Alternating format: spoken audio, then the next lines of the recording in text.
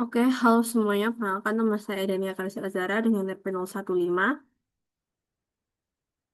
Saya mengucapkan selamat pagi dan di sini saya ingin menjelaskan mengenai materi, yaitu skala dan konsep kekerasan Moh gitu. Nah, kalau di video sebelumnya gitu saya membahas mengenai konsep apa sih itu mineral dan juga bagaimana bisa itu suatu molekul itu disebut mineral. Dan sekarang gitu eh kita membahas mengenai kristal gitu kayak kekerasan kristal menggunakan konsep konsep skala Mohs gitu. Nah, definisi dari kekerasan mineral sendiri itu merupakan kekerasan dalam mineralogi itu didefinisikan sebagai ketahanan permukaan dari mineral itu terhadap goresan, kikisan maupun abrasi mekanis gitu. Nah, parameter yang mencerminkan kekuatan mekanis permukaan kristal itu dihadapkan pada gaya geser lokal yang diberikan oleh si penguji. Nah, karakteristik fisik ini berbeda secara fundamental dengan konsep kekerasan dalam dunia eh, teknik gitu seperti skala Vickers, Binel, atau Rockwell yang mengukur ketahanan terhadap deformasi plastis permanen akibat beban penekanan statis menggunakan alat penetrator. Nah, kekerasan Gorsi sangat bergantung pada kekuatan ikatan kimia, kerapatan kemas atom, dan juga energi kohesif dalam kisi kristal.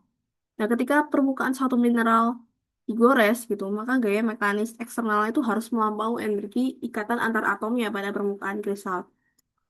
Oleh karena itu, uji kekerasan goresan itu nggak hanya cuma mengetahui kayak seberapa keras gitu si mineral satu dengan mineral lain, tapi juga sebagai indikator langsung dari kekuatan ikatan elektrostatik di dalam struktur internal mineral. Nah, skala Mohs sendiri itu diperkenalkan pada tahun 1812. Nah, skala ini dirancang sebagai apa ya? Penyederhanaan atau penggunaan eh, secara praktis untuk mempermudah identifikasi mineral secara cepat di lapangan. Nah, karakteristik dari skala Mohs ini terletak pada skalanya yang relatif dan kualitatif, bukan kuantitatif atau absolut. Nah, skala Mohs itu diklasifikasikan sebagai skala ordinal murni yang berarti angka indeksnya itu dari 1 hingga 10 yang hanya menunjukkan urutan peringkat kekerasan relatif tanpa mencerminkan interval atau rasio perbedaan kekuatan fisik yang sebenarnya gitu. Dalam artian skala Mohs itu cuman digunakan sebagai penyederhanaan skala skala yang relatif dan juga enggak menggambarkan kekerasan murni gitu dari mineral yang ada gitu. Nah, kalau misalnya gitu, kita menggores spesimen A dan spesimen B. Nah, di spesimen A itu relatif dikategorikan lebih keras daripada si spesimen B. Kalau misalnya eh, si spesimen si spesimen B itu digoreskan terhadap A dan dia nggak membuka apa-apa gitu. Jadi kayak dari misalnya dari contoh itu kita bisa melihat kalau misalnya skala waktu cuman kayak sekedar menggores antara mineral satu dengan mineral yang lain supaya kita tahu oh mineral ini istilahnya skalanya pasti lebih besar daripada yang ini. Nah, arti dari kayak skala relatif maupun absolut itu bisa kita lihat juga melalui kayak contoh dari eh, si mineral dengan skala satu kayak talk dan juga mineral dengan skala 2 itu gypsum. Nah, kalau misalnya kita goreskan gitu mineral talk ke gypsum gitu. Nah, mineral gypsum itu nggak akan memberikan bekas gitu terhadap goresan yang diberikan oleh si mineral talc karena mineral talc itu memiliki skala satu yang mana dia lebih kecil gitu dibandingkan dengan skalanya gypsum. Contoh lain seperti eh, eh, korondum dengan skala 9 dan juga intan dengan skala 10. Nah, kalau bisa kita lihat gitu, perbedaannya cuma satu angka. Tapi kalau misalnya eh, kita uji gitu dengan eh, penetrator dengan metode absolut kuantitatif gitu. Berdasarkan pengujian penetrasinya menggunakan mikroknop gitu, korundum itu memiliki nilai kekerasan 1.800 km per milimeter kuadrat. Sedangkan Jintan memiliki kekerasan mencapai 7.000 km per milimeter kuadrat. Nah, hal ini berarti secara kekerasan absolut atau kuantitatif knop dari Intan tuh hampir 4 kali lipatnya. lebih keras daripada korundum. Nah, jadi kayak skala Mohs itu cuma sebagai penyederhanaan supaya kita bisa lebih mudah gitu untuk mengklasifikasikan kekerasan di lapangan. Lalu yang ketiga adalah eh, setelah kita mengetahui konsep dari skala Mohs, saya ingin menyebutkan mengenai apa saja mineral dari skala Mohs 1 sampai 10. Nah, untuk skala Mohs 1 itu tingkat kerasannya itu ada eh, diwakili oleh talk atau talk gitu ya, sebuah hidrosilikat magnesium. Dan tingkat kerasan 2 diwakili oleh gypsum, yaitu mineral sulfat yang terhidrasi. Tingkat ketiga itu ada kalsit, yang itu mineral karbonat, yang menjadi mineral utama dari terciptanya batu gamping. Terus mineral 4 itu adalah fluorid. Tingkat kerasan yang kelima itu apatit. Yang keenam itu ada feldspar orthoklas atau salah satu tektosilikeat yang melimpah di kerak bumi.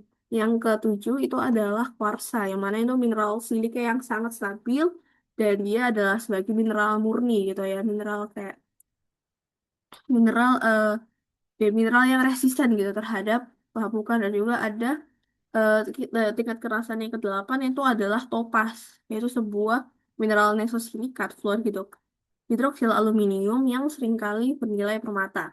Terus ada tingkat kerasan ke-9 yang ditemani oleh korundum, sebuah oksidasi aluminium, dan juga yang ke-10 ada intan gitu atau berlian. Lalu selanjutnya kita masuk mengenai metodologi standar uji gores atau stretch test dan dinamika di lapangannya gitu. Nah, kita kan tahu gitu, kalau misalnya di lapangan kita nggak mungkin membawa alat untuk menguji kerasan kan, karena itu tidak mungkin. Karena di lapangan pasti kita butuh hasil yang cepat dan setidaknya bisa mewakili standar relatifnya gitu.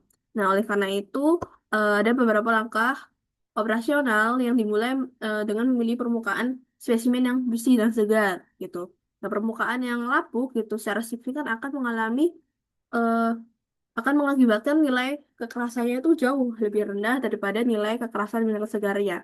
Terus spesimen yang akan diuji itu harus dipegang secara mantap dengan satu tangan di atas landasan yang kokoh untuk mencegah pergeseran. Nah, tangan lainnya itu adalah memegang mineral referensi atau alat pengujinya. Lalu ada tekanan tegas dan terarah yang diberikan secara tegak lurus. Kemudian alat penguji diseret melintasi permukaan spesimen dengan satu gerakan. Mantap menjauhi tubuh penguji demi alasan keselamatan kerja. Nah, setelah penggoresan selesai dilakukan, penguji wajib melakukan verifikasi fisik terhadap hasil goresan tersebut. Gitu. Nah, setelah itu, jika mineral penguji memiliki kerasan yang lebih rendah dibandingkan spesimen, maka ujung mineral penguji tersebut akan hancur dan meninggalkan residu bubuk halus di atas permukaan spesimen yang keras. Nah, lalu gitu kita em, bisa menggunakan alat bantu lapangan untuk menguji si spesimen itu. Kayak contohnya itu adalah kuku manusia yang pertama dengan nilai skala Mohs 2,2 sampai 2,5. Nah, spesimen ini kalau bisa dapat digores dengan kuku, maka kerasannya dipastikan akan kurang dari 2,5 dan mineral yang lunak seperti talek dan gypsum itu pasti akan bisa diidentifikasi. Lalu untuk koin tembaga dengan skala Mohs 3 sampai 3,5 yang bisa yang berfungsi sebagai memisahkan kalsit dan juga fluorid gitu. Nah, kalsit dapat digores oleh koin tembaga sedangkan fluorid tidak. Lalu hasilnya ada pisau lipat atau paku besi. Nah, batas pemisah kritis antar mineral lunak menengah dengan mineral silikat keras. Nah, apatit dapat digores dengan pisau dengan susah payah, sedangkan ortoklas enggak.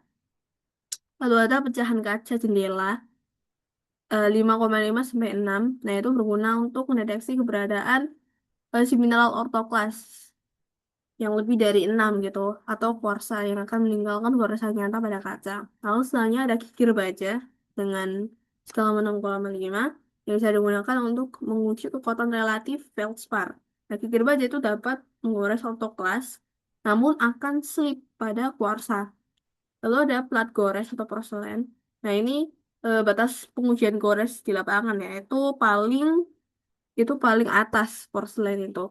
Yang mana mineral di bawah 7 itu akan hancur menjadi bubuk karat di atas plat porselen tanpa glasir, sedangkan yang di atasnya pasti enggak. Nah, alasan kita nggak bisa mengidentifikasikan untuk yang skala 8, 9 sampai 10 itu karena memang ya itu batas alat pengujinya emang cuma sampai yang paling keras itu 7 gitu. Nah, sebenarnya sekian dari saya. Mohon maaf apabila masih ada kekurangan dalam penjelasan yang saya berikan. Terima kasih dan sampai jumpa di video berikutnya.